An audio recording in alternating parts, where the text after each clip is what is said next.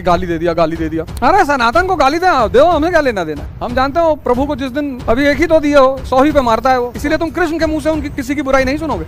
सबकी तारीफ करते हैं, शकुनी की तारीफ करते हैं, दुर्योधन की तारीफ करते हैं, सबकी तारीफ करते हैं। लेकिन शकुनी बुराई करता है, दुर्योधन बुराई करते हैं, सब मारा गया।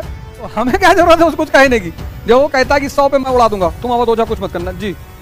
अभी उड़ाएंगे हम इसको, किसी को मार के डेमो देना है। ये हम फर्जी में लेकर आए हैं कि कयामत आएगी लेकिन इंडिया नाम नहीं होगा।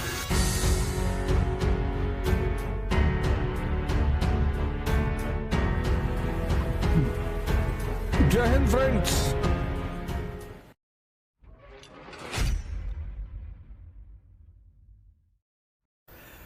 कोई काम बिना मतलब मत क्या करो।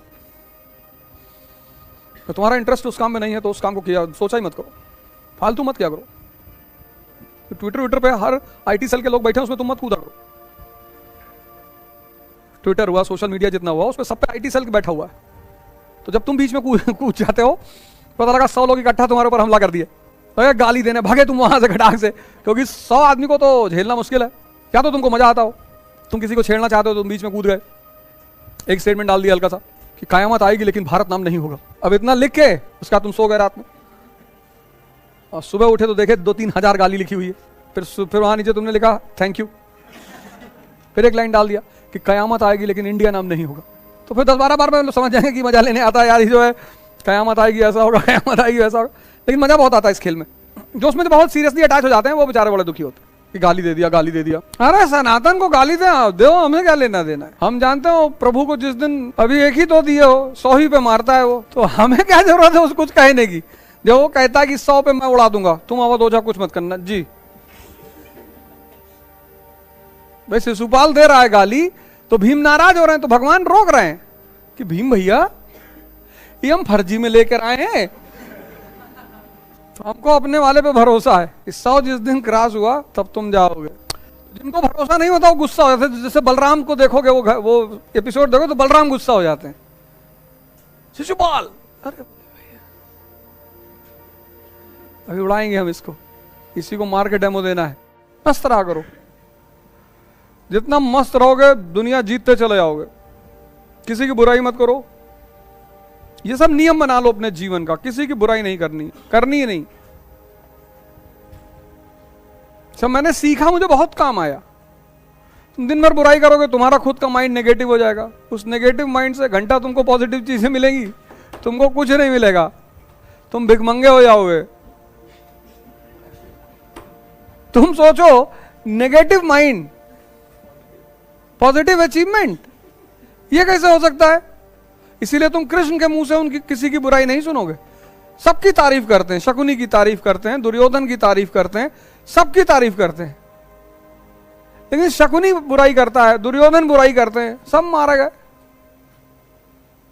देखो कृष्ण कितने इज्जत से शकुनी का नाम लेते हैं, मामा जी को प्रणाम, मामा श्री।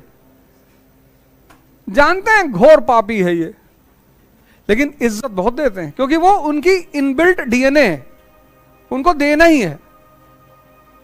उनको पता है कि हमारे साथ बदतमीजी करेगा, सटा के उड़ा देंगे तुरंत। तो ये सब चीजें तुम्हें सीखनी होती है। प्रेमानंद महाराज जी से मिले कभी वृंदावन? अरे जाओ कभी दर्शन कराओ यार उनके। अरे दर्शन क्या, वो जब नहा के निकलते हैं वहां यमुना से, तो वहीं रास्ते में खड़े रहो, हल्का प्रणाम वणाम कर लो, चले आओ। दर्शन का क्वेश्चन, एनडीटीवी की एंकर हो गजब आदमी हो यार।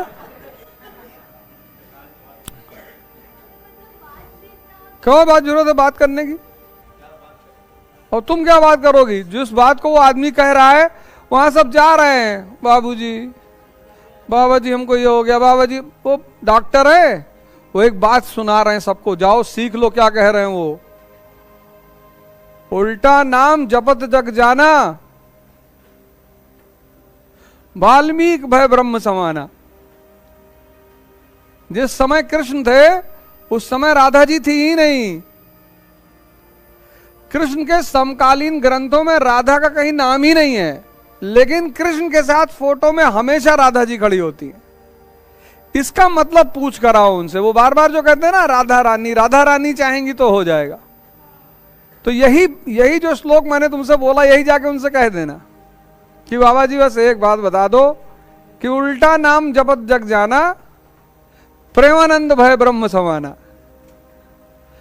ऐसा क्या कर दियो बाबा जी, ये बार बार यही इतनी लाइन बोलना जब कभी मिलना उनसे, और कुछ मत कहना, उन्हीं का नाम ऐड कर देना। जिसने भी ये उलट दिया, जिसने भी उलट दिया, उल्टा जाप करने लगा, बस वो ब्रह्म के समान हो गया।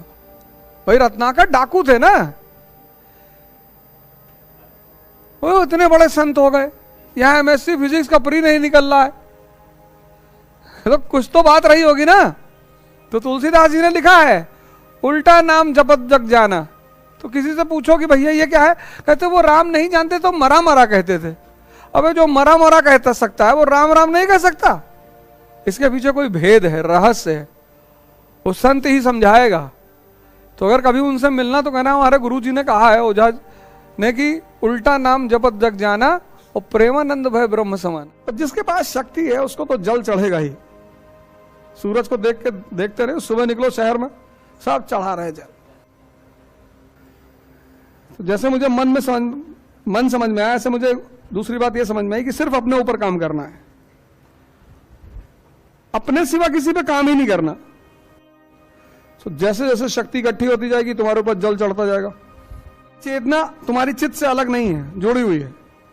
तो जहां तुम्हारा चित्त है वहीं तुम्हारी चेतना है। इसलिए जिस काम में तुम्हारा चित्त नहीं लग रहा उस काम में परफेक्शन कभी आएगा ही नहीं।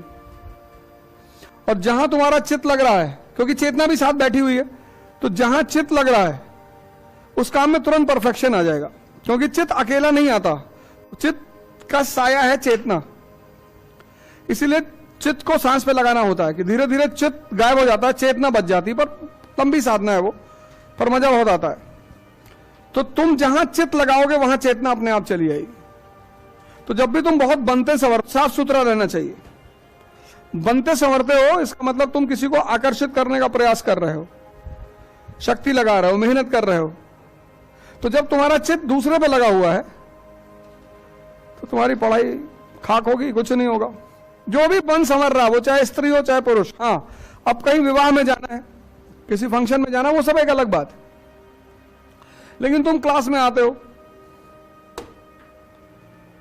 वो दोनों में से कोई भी हो, चाहे स्त्री हो चाहे पुरुष, जो भी आकर्षित करने का प्रयास कर रहा है वो अपने चित्त को बाहर फेंक रहा है। सिंपल, बहुत छोटा सा सूत्र है। तभी तो लोग सिर्फ हाव भाव, शक्ल, सजावट देख के पहचान जाते हैं कि तुमसे ना हो पाएगा, सीधे। इसलिए जहां तपस्या है वहां सरलता है। आश्रम में देखो कैसे सब लोग गमछा बांधे हुए हैं, सिर्फ गमछा, बनियाइन सैंडो वाली 80 रुपए की और गमछा 80 रुपए का। तो जहां सरलता है वहां तपस्या है। इसका मतलब आदमी तपस्या कर रहा है क्योंकि उसको आकांक्षा नहीं है किसी को आकर्षित करने की।